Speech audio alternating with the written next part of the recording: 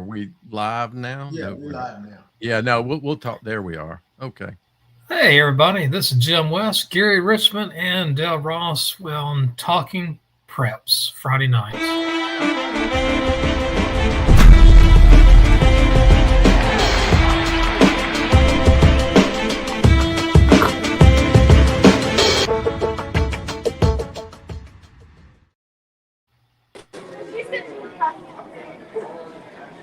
Hey, Coach Capone. Can you Hello? hear us, Coach? Hey, Coach, can you Yeah, hear us? I got you. How are y'all? Doing pretty good. More importantly, how are you doing?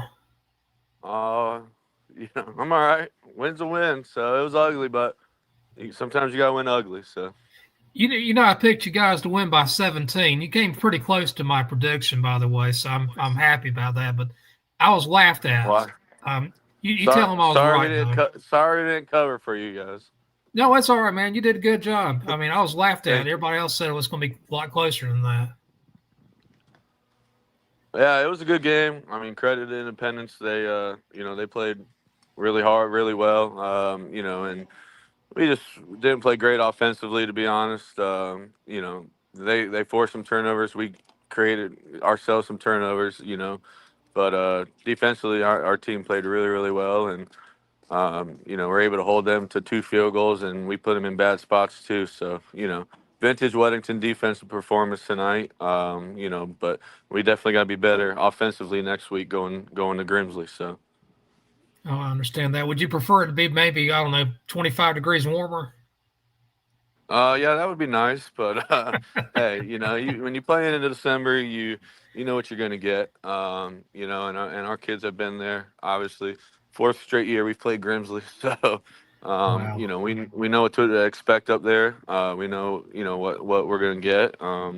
And our kids, they've said they wanted this moment. All off season, all summer, they've talked about getting back to Grimsley, and now it's the opportunity. They're extremely good. Obviously, everybody knows that. But our kids are going to have a great week of practice, and they'll be ready to go. Well, I'll tell you what, man, I'm so proud of you. It's always good to see a Union County guy get up there. Of course, I'm from Stanley County, so there's always that connection there with Union County. So I know Dale and Gary would love to have probably got some questions for you. Yeah, Coach. At what point in the game do you think it turned in where you felt a little bit more comfortable with the direction the game was headed?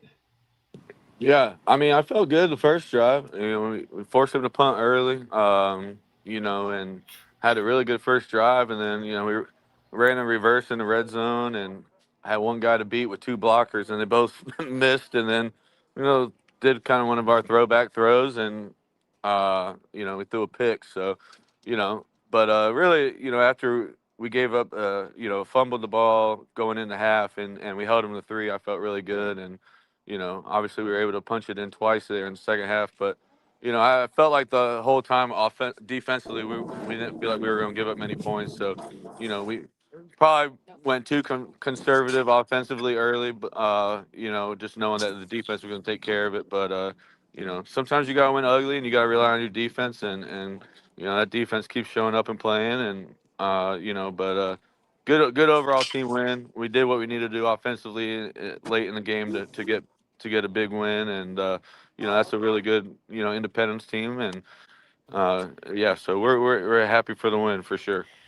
Did they surprise you with anything that they did? Did they surprise us? With anything that they did that you hadn't seen? No, felt like they didn't run it as much as maybe I would have thought, for sure. But I felt like we had the ball for, I don't know, 80% of the time.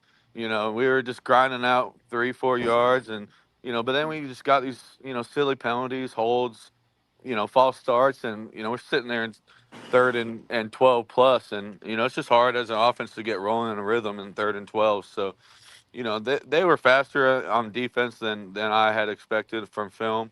They did a great job, and really, later in the game, they just loaded the box, and they knew I wanted to run the ball, and they were just going to convert everybody to running the ball. So maybe that, but like I said, probably the speed was a little bit overall, I was just they were a lot faster than I had thought. So I want to ask you a question. Were they able to? It looks like from what I saw, the scoring as it went through, you guys didn't pound and run away with it this time. My question for them in this game was going to be, could they handle your physicality? And I just want to ask you, how were they able to handle that? Yeah, I mean, us when we were on offense, they loaded the box, and they're smaller. I know their coaches said they're a smaller defense, but they were fast off the ball. They tried to close all the inside gaps, and then have some of those safeties that walk down in their 4-4 or whatever. Be able to take C gap outside. So anytime you tried to bounce anything, it wasn't going to work. So that was one thing. We hit some explosive plays early. We just didn't capitalize in the red zone, and that's something I got to do a better job as a coach of knowing exactly what I want to go to in the red zone and stuff like that. But like I said, they tried to get the running game going early, and I felt like they got away from it. We did a good job of making it one-dimensional, and we created turnovers too. So I think there was 6 total turnovers in the game, and if it was 6-0, it'd probably been a lot better for us. But like I said, credit to our defense for holding it down. But we definitely got to clean up the turnovers, and we definitely got to clean up the penalties.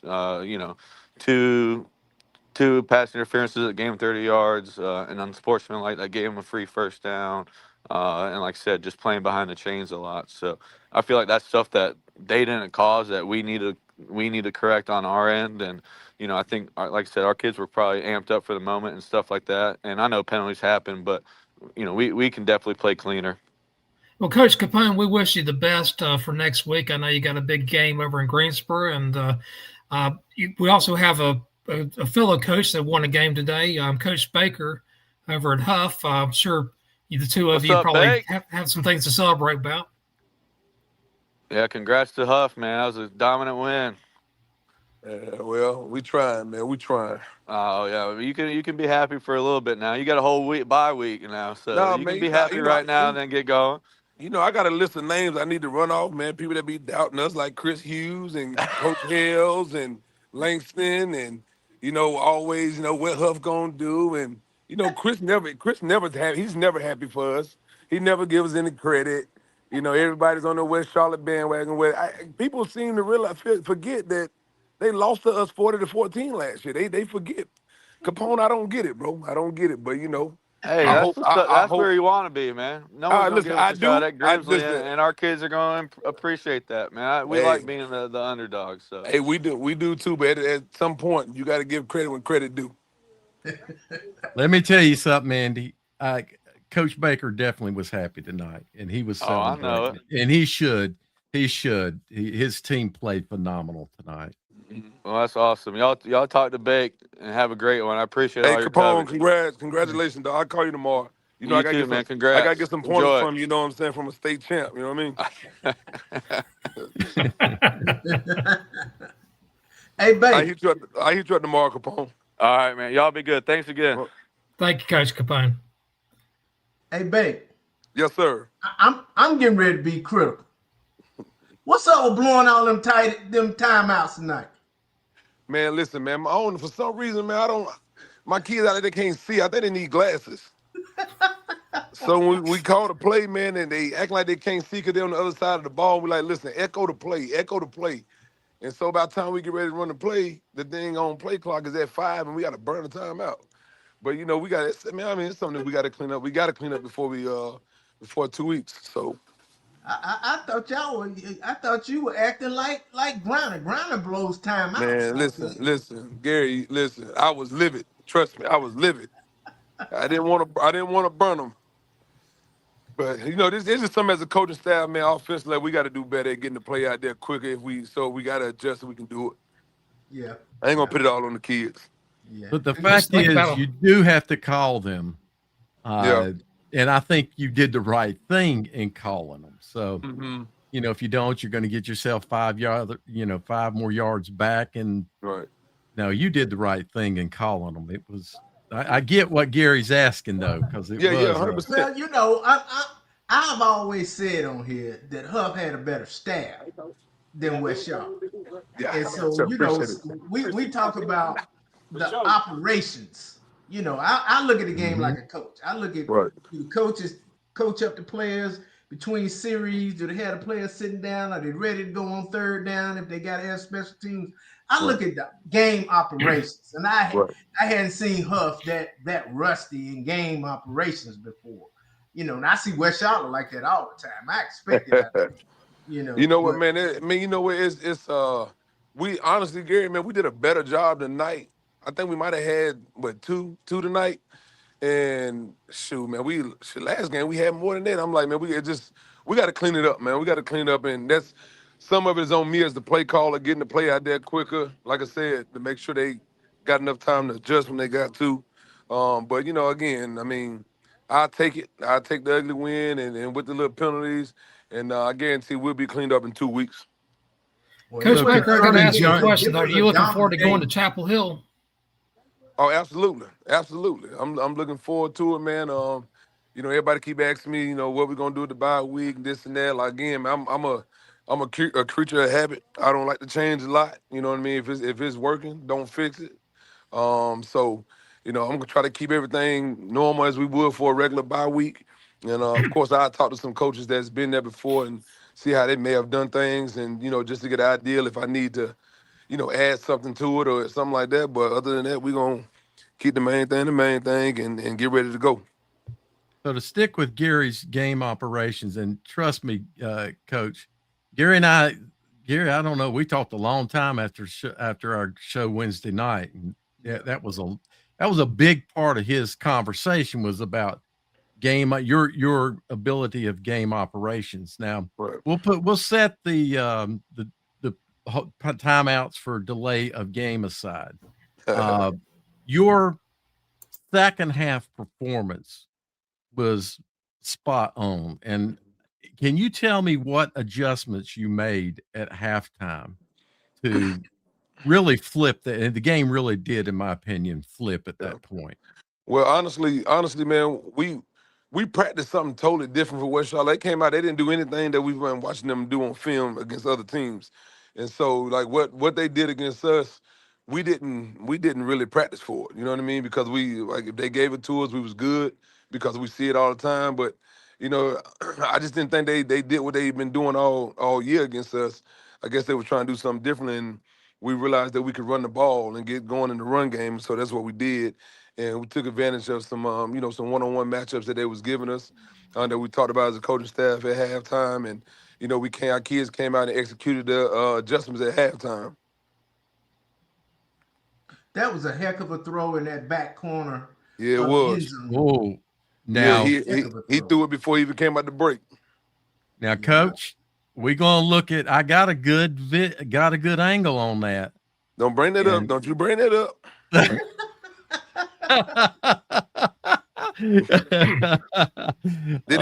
Goodness, I was right down there in the end zone, and so I followed that play. I was able to follow him all the way into the catch, and as he went out of the end zone, and well, I couldn't really. I'm gonna be honest with you. I really couldn't see it.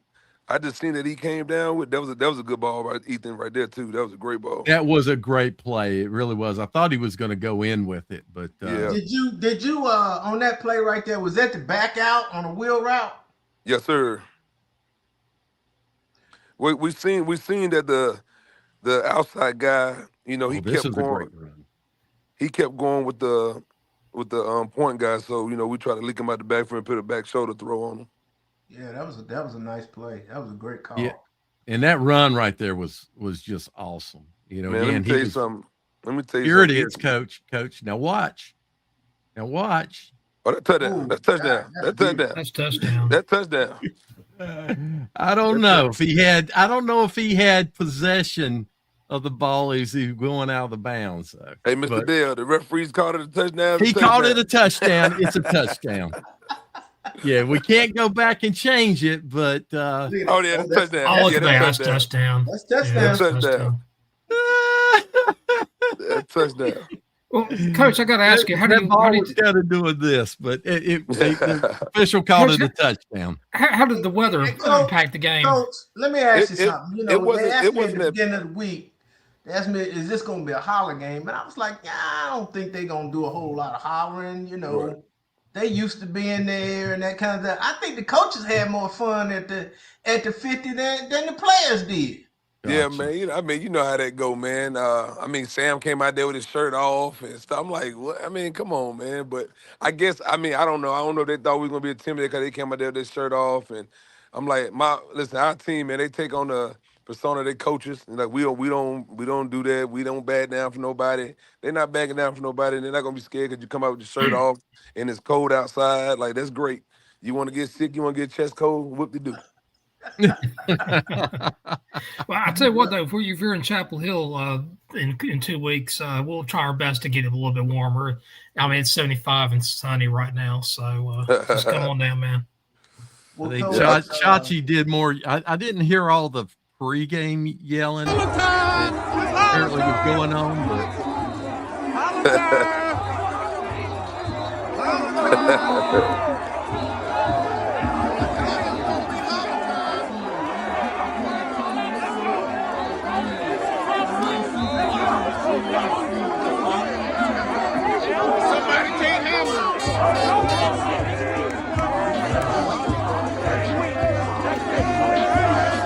this is Mallard Creek fans kind of attitude here. No, man, you know what it is, man. What it is, you know, we hear everything like Brian and them talking about we the Lake boys and they stay in these type of houses and they do all that. Like when coaches start doing that against us, when they start talking about what kind of cars our kids driving and what kind of house they stay in, they ain't trying to coach no ball. They ain't worried about no football. They trying to get their kids hyped up. Like where my kids staying, what they drive, what they got to do with the football game. They got nothing to do with the football game. So, you know, I guess they feel like, you know, that since I guess we're the Lake boys, Cornelius, whatever, that they can come out yelling. I guess we're gonna get scared or something. I don't know. well, were they gracious losers? You know what, man? You know what? They came over and they was like, you know, because it was getting chippy and everything. They was like, hey, nobody goes to the line, just the coaches. You know what I'm saying? Yada yada yada. And so the kids, I mean, I guess they talked to their friends after the fact. But you know, we didn't want to take a chance of something happening and then somebody suspended for the championship game, so we kind of just like did the coach thing. So Okay. I left when y'all went up 24-0. I said, let me beat this traffic. I figured they couldn't score 4 more in 5 minutes. They couldn't. no, They didn't 4 scores in 5 minutes. I guess But we'll be then I having thought, I Krispy said, well, Kreme. I wonder if they're gonna shake hands at the end of the game. I said, because I know how kids, Right. sometimes even coaches, the finality of it being over, the season over, and Yep. you put all this in it, and then you got to look at the person that knock you out. Some people can't handle it. Yeah, for sure. It hurts. Hey, trust me, it's a hurting thing. I done been on the other side 3 years in a row. Well, Gary, it would have been 3 scores if they could get touchdowns and 2-point conversions. And different game, but if I remember correctly, Concord got 3 touchdowns in 5 minutes. But I didn't think there was any chance that West Charlotte was going to get 3 touchdowns in 5 minutes because they hadn't gotten a touchdown in, touchdowns. First downs was hard to come by. Exactly. I mean, But this was our O line this and was D line played lights out. They played some ball tonight. They really played really good. Both O line D line did. Coach, someone asked like, me. Coach, I guess he's going to be a new coach on your staff this coming January, and he said, "Who do I think's better, the West Charlotte offensive line or the Huff defensive line?" Now, this was well into the game, and I said, West Charlotte's got a really good offensive line, but they've just the Huff front 7 has just played phenomenal tonight against that group, and you did. Lights out, man. Coach, was it your, and you could tell me now because West Charlotte's getting over, but was it your game plan to make Nichols have to throw the ball outside the numbers because he looked we like wanted he couldn't him see, we wanted him from to we wanted numbers him to and throw the numbers. ball inside the pocket. We didn't Yeah, want him to get outside that much because right. he's dangerous when he get outside the pocket and he's done a great job this year keeping his eyes downfield when he's scrambling, which hurts. And like we told our guy, man, listen, we'd rather him run for 10 to 15 yards than him throw a 40, 50-yard touchdown pass. Right. But that was the plan to try to keep him inside the pocket. You know what I'm saying? And they did a hell of a job, doing the game plan. Gary, you'll like this. I think it was Chachi that said this, but he yelled out at Samari, said, "Let him get a catch." He's trying to get, I forget who was, split out, but he was hollering out at Samari, said, "Let him get a catch. He wants to play college ball too." And Samari Hey, said, listen, "No." I told Grind at 7-on-7. I think Nicholson is a hell of a receiver. Like I think he's pretty good. I told Grind we did the 7-on-7. Nicholson caught the 2 touchdowns on us, and I said, Sam, our 9 ain't even playing. Like he ain't even here. He's on a college trip. And he was like, "Yeah, but it don't matter, big." I said, "Okay, all right." I don't know if Nicholson had a catch tonight, I don't recall one. I Coach don't Baker, how either. long you been with Huff now? including my offensive coordinator years. Yes, sir. I say this is my 7th year with the program because I was Okay. offensive coordinator. I left for 3 years, and then this is my 3rd year as the head coach. Okay, I got you. Just out of curiosity, do you remember an English teacher named Marcel Nance? Yeah, I remember Miss Nance. Yeah. Okay, I went to college with her.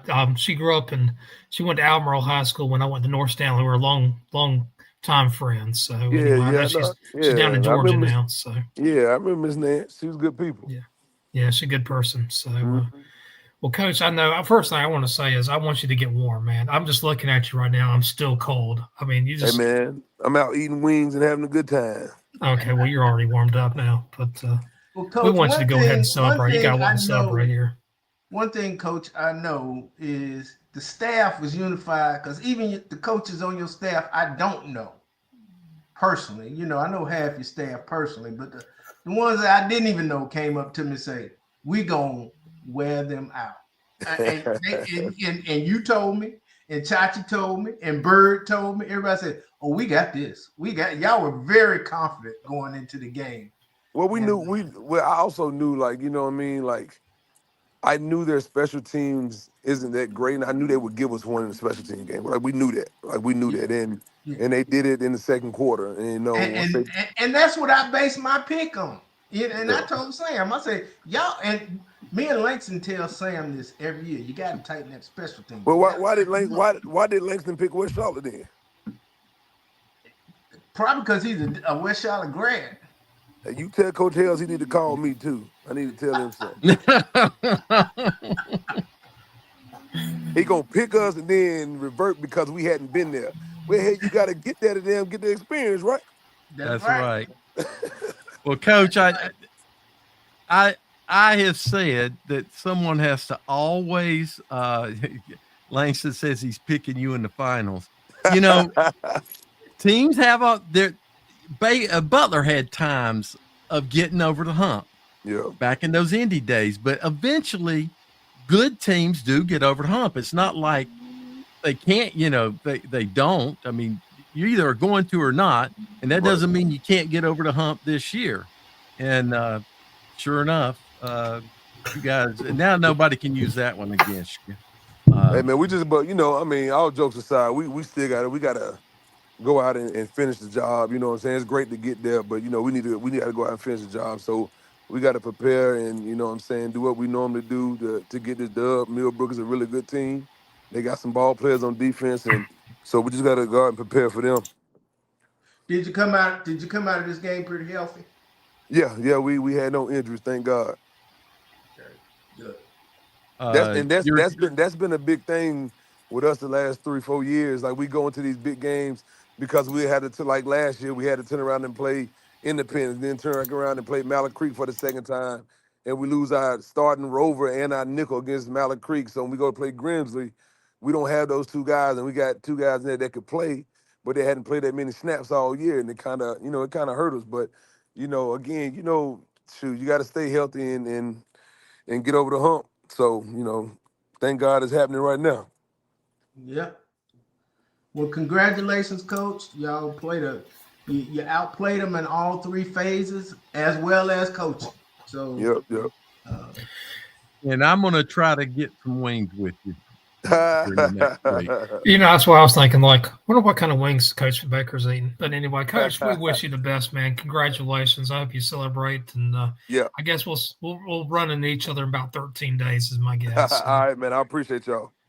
All right, brother. All right, thanks. That was Coach Baker from Huff. A big statement win tonight, 24-0 over West Charlotte. So let's go ahead and look at the scoreboard here. We'll start with the 1As and 2As. On the 1As tonight, Robbinsville beats South Davidson 41-7, and Wilson Prep beats Pinetown Northside 50-22. And that game is going to be played. Probably it's going to be on the 11th. It'll be Robbinsville versus Wilson Prep. I think that's going to be a very good matchup. We can talk about that a little bit later.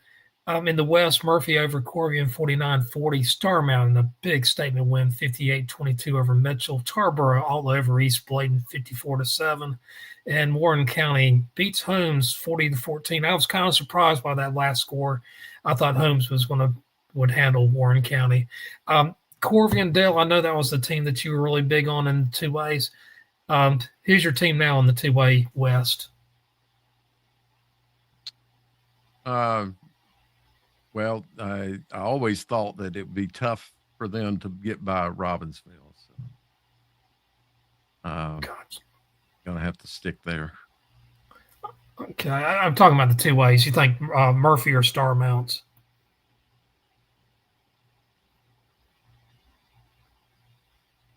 Oh, I'm sorry. Yeah, I am.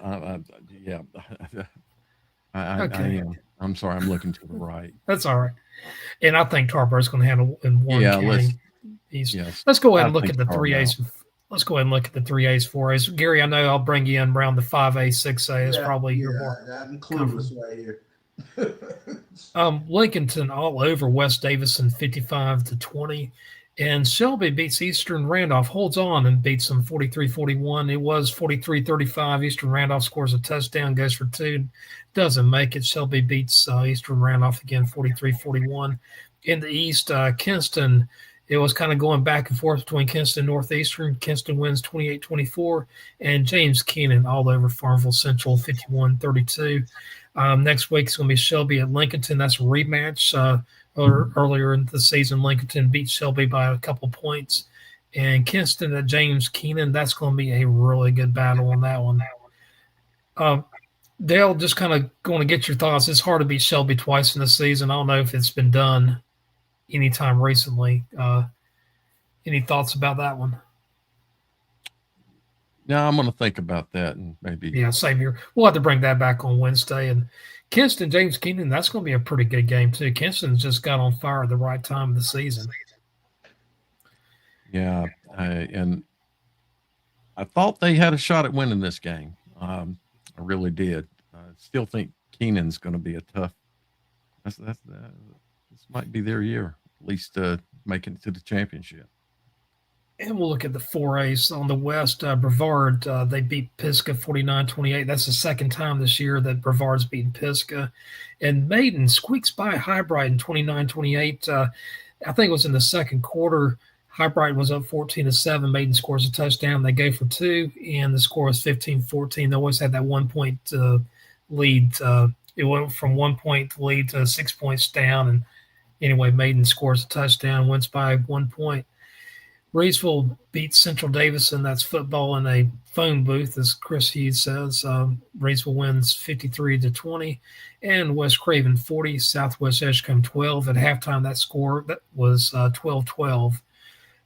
Next week, Maiden at Brevard and West Craven and Reedsville. I think that West Craven Reedsville is going to be a game to go to. I might think about going to that one. Maiden Brevard, I think that's another good one. I like Brevard's chances in that one. Dale, any thoughts about that one? I'm just wondering why this quarterfinals on the left, 4A, 3A is kind of messed up. Yeah, no, it is what it is. We're going to Yeah. improvise. No, but it's messing me up. Okay. What was your question again? Was it about Reesville? I was going to say your thoughts about those two semifinal games. Well, I thought that Maiden had a really good shot at the game tonight. That was my thoughts back in the middle of the week, and I think Reedsville's. So Maiden and Brevard, I think, going to be a great ball game. I still probably would lean towards a Brevard, but I don't know. I want to think about that now. I'll tell you what, if Brevard and Reedsville make it to the state championship, that'd be a good game to be in Lenore-Ryan. That'd be a really good game. That's a very centralized location between those two schools. It would be, yeah. That would be the right place to put it. Exactly. And let's go ahead and look at the 5As, 6As. Gary, we'll get you into this one now. Crest 28, South Point 14. South Point had a lead going into, I think, in the third quarter, and Crest scores, and Crest holds on and wins 28-14. Hickory, J.M. Robson, that was a pretty close game. I don't think I ever saw a score more than a touchdown ahead during that game. Hickory wins 36-29. In the East, Croatan was actually ahead of Hunt for the vast majority of the game, but Hunt does score at the end, and Croatan went for, I think, a 30-some yard field goal, missed it when the time expired, and Hunt wins 32-29.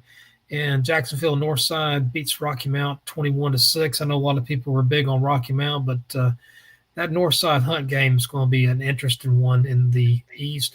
However, I think the winner of the 5A is going to come out of the West. I think it's going to either be Crest and Hickory. That is a matchup I think all of us would love to see.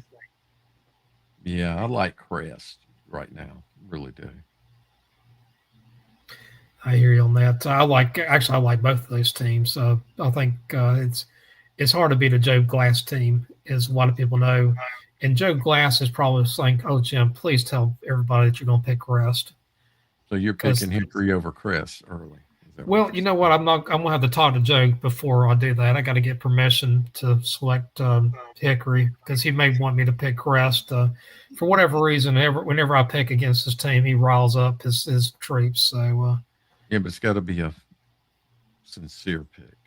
Yeah, exactly. I'll make it a sincere. I'll make it a sincere pick.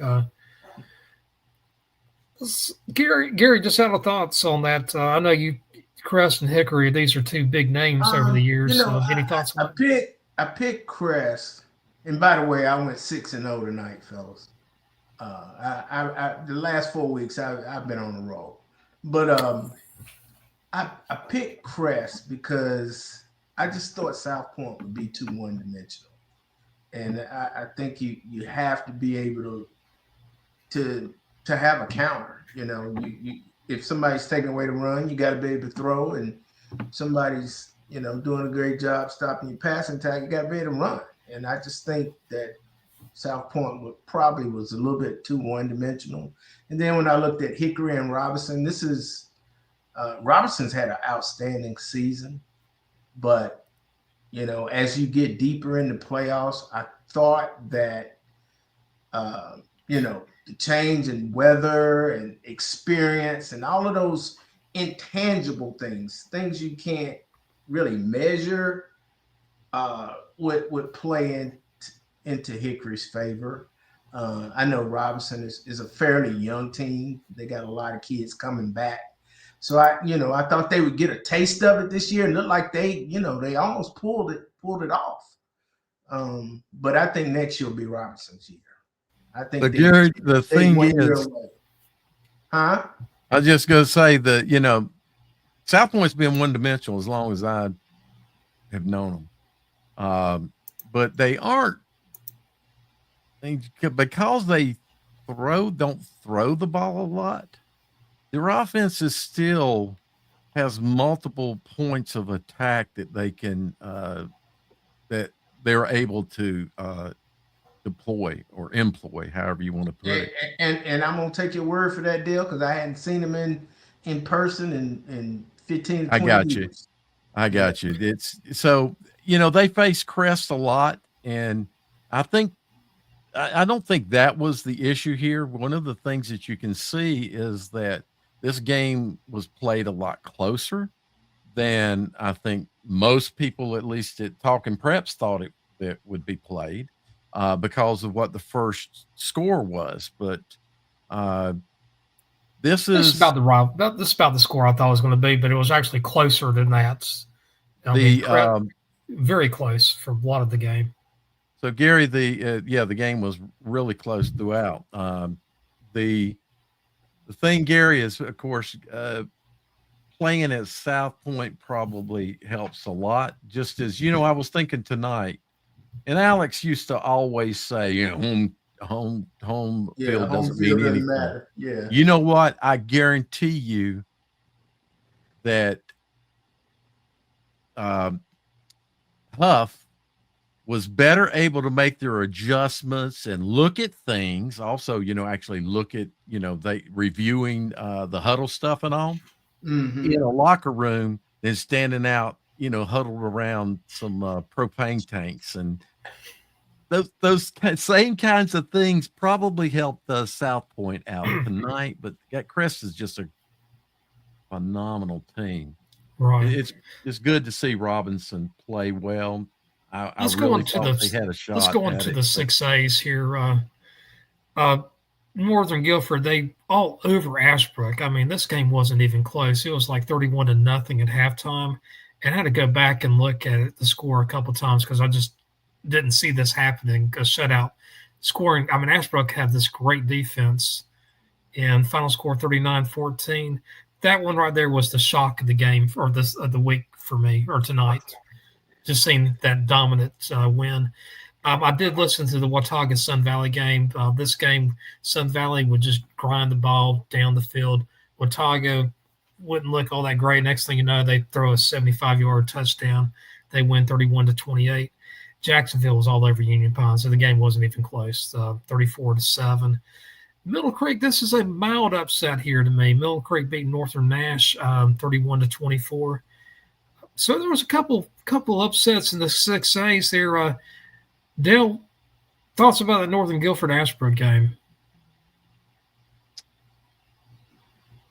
none right now. Didn't go the way I thought it would. Yeah, just how about you, Gary? Well, I listened to you guys for the last 2 weeks, with Chris, along with Chris and Brian, and everybody sang the praises of Northern Guilford. I didn't know much about them, but I do know that Ashbrook has had to come back for, in a couple of games. They've had to make a comeback. It may have gotten off the slow starts. And I just figured after listening to you guys and the fact that Ashbrook was going to have to go on the road, eventually you can't come back every game. You just got to lead from start to finish. And, I kind of hedged. I've been picking Ashbrook all year. This is the first week that I haven't picked Ashbrook. And it was just really based on what I heard all you guys say about Northern Guilford. As far as Watauga and Sun Valley, I was the first one that said weather wasn't going to matter. But we did, I forgot the kid's name, but we did, players of the week, and they had a guy on there from Watauga that won it last week. He was one of the kids we highlighted. And just looking at those highlights of Watauga made me think about Sun Valley. Because I saw Sun Valley this summer, back in August at the scrimmage at Huff. And I was impressed, even though, West Charlotte beat them. I just was impressed with Sun Valley's physicality to be a 6A team and some of their skill players. But, after looking at the highlights of Watauga, I said, well, and then they said what the wind was going to be like. I was like, well, if it's windy, that ball doesn't travel the way you expect it to a lot of times. Just depends on which direction it's going. And I thought that might hinder Sun Valley's passing game just enough to allow Watauga to win. And it looks like that's what happened. So You know what? I like the West in this the 6A championship game. I know we got next week's the semifinals, but right now I think Northern Guilford and Watauga are probably the top two teams in the 6As. Any disagreement? I think it'll be a good game. Where is it going to be? The game Watauga is going to be It's going going to to be be hosting that game. Okay. Yeah. All right. I see it now. I wasn't paying attention. Okay. All right, let's go ahead and look at the 7As and 8As, and we'll really dive into the 8As in just a little bit. In the 7As, I'm sure we'll get the scores up here in just a second. Well, we'll talk about one of them. We know about Weddington. Obviously, they beat Grimsley tonight, 21-6. Independence. Independence. Yeah, Independence. Thank you. Gosh, sorry, it's getting late already. Mr. Producer, we can get it over to the 7As and 8As. I know we have it on here. Well, we'll get it on here in a second. But anyway, Weddington beats Independence 21-6. And Grimsley, you know, it was a pretty close game for a while. It was 10-7, and they were playing Reagan. And then I think it was 17-7 the third quarter. Next thing you know, it's 24-7. That was the final game. That Weddington Grimsley game, I think that's the 7A matchup we've been waiting for. Yeah, I think it is. I think Weddington's got a lot to prove to themselves. They don't have anything to prove to football fans around the state because they're one of the top 5 programs, I would say, in the state. But I think they have a lot to prove to themselves. As far as going up against Grimsley, it should be a great game. I thought that Independence would be competitive, and they were, but I just didn't know how they would be able to block. What they got 4 kids that are high D1 in their front 7, and I just that's unusual, especially in North Carolina, to have that many D1 kids on the same unit, and I just didn't think Independence had enough people up front. I thought they might be able to match up skill wise, but the games are won in the trenches, and so that's why I picked Weddington. I didn't think it would be. And I believe the score is closer than it indicates from my follow-ups, and then listening to Coach Capone, that they both had their share of turnovers, and that's one of the things I said Sunday, that Indy couldn't afford to have any turnovers if they were going to pull the upset. So it's I don't get into the point spread when it comes to high school sports, but I think the scores, listening to Coach Capone, the score was closer than it indicates. Well, right. Gary, I think one thing was answered that was a big question for me, and that was, could Independence handle the physicality of Weddington? And part of it is that not just that front 4, but the front 7 of Weddington on defense, but the other way as well, because that was without question the issue, and it was a big issue 2 years ago. There was a huge separation in those two teams, and DJ has done a good job. No matter where Weddington is at right now, we still know they're one of the top teams in the state, and we still know that as a program, they do the same things with weightlifting, and the kids are about the same size. So what this tells me is DJ has brought Independence up in physicality. So I think that means a lot for them next season. Yeah. Right. Yeah. So we got a great game next week. Weddington at Grimsley. It is in Greensboro. In the East, Colonel Gibbons, they had their hands full tonight. They were behind Gardner for a good portion of the third quarter and also in the fourth quarter, but they finally get ahead and beat Gardner 16-14. Next week they'll host Clayton, who beat Southeast Raleigh 35-21. I think late in the third quarter, the game was all tied, and Clayton got a couple touchdowns to seal the deal. Now, You know what? when we had the coach from Southeast Raleigh on Wednesday night, I don't know if I messed up hearing what he said, but didn't they beat Clayton early in the season? They did. They beat Clayton. I forgot what the score was, but it was interesting because Southeast Raleigh beat Clayton. Clayton beat Gardner and beat Cleveland. And I mean, it was all these. There's 4 really good teams in that conference, and none of them had each one of them lost to one other team. So it was like a Muhammad Ali, George Foreman, Joe Frazier type of conference. Yeah. Ken Norton, yeah. We're giving away our age on here, Jim. And then there's a couple of Jerry Corys that we won't mention, but or Ernie Shaver. We could even throw in Ernie Shaver. Ernie Shaver wasn't a bad heavyweight either. Clayton and Cardinal Gibbons. That's going to be a pretty decent game. That game will be at Cardinal Gibbons. That's another one. If you're in the Triangle, I think that's be the game to go to. Right now, I'm gonna withhold my pick, but I think I do expect a very close one in both of the East and the West. All right, let's go ahead and talk about the 8As tonight. I guess everybody knows by now that Huff beats West Charlotte 24-0. What we haven't really talked about much was Millbrook beating Hoggard 14-7. At halftime, the score was 7-0, and Millbrook does score a couple touchdowns in the second half to seal the deal. My guess that game's going to be played at Keenan Stadium on Thursday. That's what we've been kind of hearing the rumblings about. The 1A and 8A will be on Thursday, December 11th.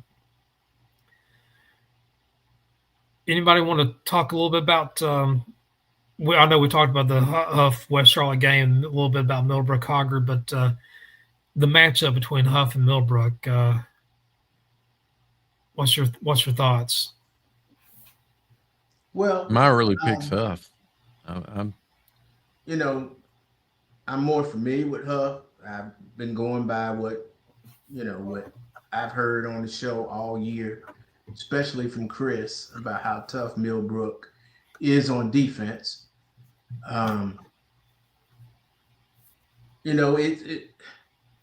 It's an opportunity to get some fresh faces in the state championship game. Millbrook hadn't been in it in a while, have they? I know. No, it's been. Yeah. So we'll be introducing the state to 2 new high-level programs, and I'm of course I'm gonna pull for Huff because that's the local team for me. I've known Coach Baker since he was in high school as a quarterback over at Waddell. So and I'm friends with quite a few guys on the Huff staff, but you just kind of hope in the case of Huff that they didn't win the state championship tonight, if you know what I mean, because this was the hurdle that the school had to get over. And I don't want to put all that on the kids because most of these kids on that team weren't there when Huff choked that game against Vance a few years ago, and most of these kids weren't on some of the teams that Huff was expected to do better in the playoffs and didn't do as well. And I'm not sure how many kids on that team when they lost 2 years ago to Grimsley. So a lot of them are, Gary. And so it's been there was a lot of sophomores that year. Yeah. They played actually. So the one thing I was going to say though, that about that Grimsley game next week, it seems like there's always people always wanted to say the refs get involved whenever there's a home game with Grimsley. These refs that are going to be reffing next week, they have nothing to do with Grimsley whatsoever. I mean, they're just assigned to that game. Yeah, and tonight's crew was very good. I thought tonight's crew was very good because I saw some calls that maybe could have been made but they let them play. They let them play tonight. You know, I think they were exceptional. yeah, I thought they were good officiating tonight. I didn't send the video, and I don't know if you remember the play, but there was a PI call against West Charlotte going towards the field house. I remember the play. And it was a good call. That was a good call. He grabbed he kind of grabbed him from, around the hips, back, lower part of the hips. It was definitely a PI call, but overall, and that crew is from the Guilford County area, so they're out of that association. Is where they came from. Because again, that's I always talk to the crews to find out. And first thing I asked them was, "Where are you guys from?" And the first three guys I asked were actually out of Greensboro.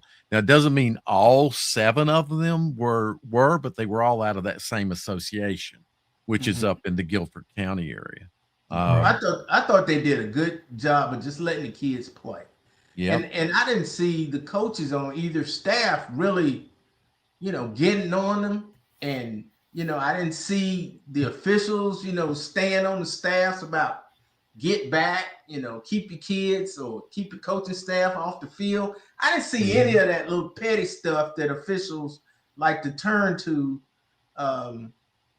in a big game. They didn't. The best thing you can say about any officiating crew is you didn't notice them. Right. And I didn't notice them tonight. So Gary, I thought the side judge, and I guess there's a side judge and a wing official. I don't know how the officiating crews work out with 7, but the guys that are against the sideline did a good job of communicating with the coaches and in that getting them back so that they had room to run. So they did a good job of communicating and letting the coaches that they needed to get back. Chachi is real bad about getting up and out. And I remember one instance where the official was, telling him. And, it counters the game last week with Myers Park and West Charlotte, where West Charlotte got a penalty called on them because official ran into someone as they were going down, having to go down to follow a fast moving play. Because that's dangerous. It is dangerous, and that's why they need to be back. And I just felt like the crew overall, I didn't hear any. And quite honestly, there weren't a ton of penalties. There were. No, there weren't. Even, and I sat on West Charlotte's, after they kicked off, and they weren't even complaining, and their fans, when they start losing, it's somebody's fault, and they weren't complaining about the officiating. So no, there weren't. I didn't see any questionable calls except for that touchdown, which. We got really, 6. huh? I say we just saw it in slow motion a few minutes ago. That was a touchdown. No, he got his foot down, but his, the amount of time that the ball I think was actually secured in his hands. I don't know, Gary. It was a little bit of a bobble as he was going. I think Langston stopped. He stopped the highlight in time. I think it was a touchdown. It was where he caught it, but Gary, you gotta maintain it in your hands. Here we go. And now watch here. Now watch. Now right now the ball's coming up. You see, now he's had to pull the ball up, and the ball actually lifted up out of his hands. It's hard to see, but anyway, they called it a touchdown. But there were no. I didn't hear I don't know if the West Charlotte coaches complained about it or not, but overall. There were not a lot of penalties. Most of the penalties were in play as well. There weren't a lot of pre-snap penalties. I made sure that play got in there because it was a great hit. I don't know about you, but my shoulder just started hurting just seeing that, thinking about, being 27 degrees outside. I wondered if on that fake punt, Gary, that was also a semi-bad snap, wasn't it? I don't remember. I thought it took a lot of guts for Sam to call it, and it was ideal because Huff, most teams don't look for a fake punt until the other team gets to midfield or Mm-hmm. they're desperate to come back. That game was still 0-0 and be punting from your own 20 and call a fake. I mean, that takes some guts. And I think because you don't expect it, the Huff punt return team relaxed, and I mean he had a wall. I think what happened, Gary, and I may be wrong, but the ball was snapped a little to his right. West Charlotte had bad punt snaps tonight, a bunch. They had 3 in a row. Mm-hmm. I thought it went a little to his right and was a little low, and my read on it was that he has the option of being able to determine if he can run. And he just went ahead and ran, and so you don't think it was a call? I don't know. It's hard for me to say. Initially I didn't think it was a call. No, I thought when he came up, when he came up with the ball, Huff didn't rush. Huff was like laid back for a return, and you could see on that right side where he ran to, it was like wide open. Yeah. And what did he have to get? Was it 4 yards or 6 yards? It was 4th and 4, I think, something like that. 4th and 4, yeah. Yeah. So yeah. But from your own 20, you're like, whoa. And what did he get? 25 yards on that? He got about 25 yards. Yeah. Now I don't know if I'd ask Sam. I stayed on the Huff sideline tonight. I don't know if you noticed that. Well, you didn't even know I was there. I couldn't tell who you were. You were so wrapped up. And Sam told me twice to stay on the Huff side. I said, okay. And I just stayed on the Huff side. I didn't know I'd get chewed out on the Huff side. That was all by design, Dale. Chachi and Sam were conspiring against you. Where are you guys going to be next week? Don't know yet. I want to see Weddington and Grimsley. That's a game I'm thinking about. I might watch it online, or I can't go to Greens. If I go to Greensboro, I may not be able to get back here in time. That's my concern. I'm thinking about going to Reidsville and West Craven, that 4A game. That's going to be a good one. Yeah, I need like this. Weddington and Grimsley. Tell you what, the game to go to, Dale, that Hickory and Crest game, that's going to be a good one. Yeah, but if that is at Crest. Was it Crest or Hickory? Tell you what, can we get the scores? Let's see if we can get the scores up for the 5A, 6A. Because we'll have the. I'm gonna think where I'm gonna go Sunday, Monday, Tuesday, or Wednesday. I don't. Okay, I gotcha. There's a lot of good things to do. I know it's getting late. We're about an hour ahead here, or hour into it. It's going to be at Hickory, so. I don't know. I don't know. Yeah, I know I wouldn't be at the Watauga game. I don't care if it's right next door. If it's like 15-degree wind chill factor like it is today, forget about it. I would even consider Lincolnton. Was Lincolnton at home? Yes, they'll be hosting Shelby. Yeah, so see, I might even would consider that game. Gotcha. Quite honestly. Yeah, you got some pretty good ones on just to the west of you, Dale. So. Yeah, there's probably a number I can give consideration to. If it was at Weddington, I'd go to Weddington, but Starbound, Murphy, Murphy's a long way. Tarboro, it's a long way for me. So I'm gonna go to Tarboro. Yeah, that's where I'm gonna go. I've been to Tarboro before. Tarboro's a great place to go. It's a great stadium. Their JV team could beat most of the 2A, 3A, and 4A teams. So just keep that in mind, guys. Gary said he'd drive me. He said he'd drive me out there, so we'll go to Tarboro. Kinston at James Keenan, that's over in Warsaw, Duplin County, that is. Shelby at Lincolnton. That game is at Lincolnton. Maiden and Brevard, could be a cold one, and West Craven at Reidsville. Got some pretty decent one. We've already done the 5A, 6A, and the 7A is going to be the game's going to be over. Grizzly and Cardinal Gibbons. That Shelby Lincolnton game looks the most enticing to me. Gotcha. Let's let's look at the score or the picks here. I went 0-1, 1-1, 1-2, 2-2, 3-2, and I went 3-3. I went 6-0. Yeah, you're on fire, Gary. Yeah, so I got what, 1, 2, 3, 4, 4 and You were 2. 3-3, Dale. Yeah, that's right. I didn't do Robinson. That's right. Yeah, I didn't do too well, Gary, which is okay. How did Langston do? Because he's leading. Let's see. He lost 1, 2, 3. He went 3 He and went 3 3 and too. 3. Yeah. So Gary's ready to take him to school. Be the bus driver. how did No Limit do?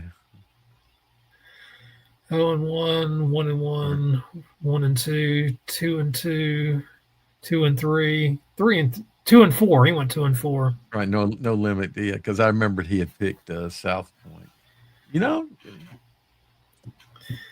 All right, Dale, we're an hour in. Let's want to go ahead and get you a chance to do your final thoughts for tonight by Jack Candy. Okay, I just had to do that. So, man, the only thing I could think about tonight was how much my fingers hurt, and I had gloves on. My right hand from last knuckle down to fingertip. I know what frostbite feels like. So, my final thoughts are that the kids that played tonight in all of these environments across the state, we have cold weather here. More power to you. I One of the things at halftime, as I'm sitting there trying to warm up, there were a couple of uh, young school age girls there, and one of them, the pants that she's wearing are like pajama, bottoms, and I asked her, I said, I hope you got some thermals on underneath that. And she said, no. And I said, your parents let you come out here in this? And she said, my dad's up there, and pointed up in the stands. And uh, Was the he other wearing final, pajamas? the other final thought as I was leaving out, and DeAndre and I were talking. Someone said, "Is that Dale Ross?" And we were having to stand at the gate because they were letting all the fans, the Huff fans, come out onto the field, and it just took forever for them to come through that little gate. And so one of those fans said, "Is that Dale Ross?" And I had my mask down, and I said, "Yeah." So she comes over and she said, "I want a picture." So this is the first time this has happened to me. So she wanted a selfie with me. So if you're still watching, thank you. I'm glad I have 3 fans at least. But really, it was just the temperature was so extreme tonight that see kids play in this environment and thrive is something else. That's it. That's You know, good. I'm glad they I were taking know a picture. I know Dale had the final thought, but I just want to say kudos to the Huff game staff. I thought they did a great job. One thing that I really like that I saw tonight is a lot of former Huff players were able to come down to the field house area, um, and encourage this current team. You Mhm. know, I'm sure a lot of these guys are in college now, and they were home for the holiday, and they came down and wish the younger kids luck tonight. I thought that was great, and the parking team, they got me close to the stadium, and it was just a good experience, and I'm happy for Huff.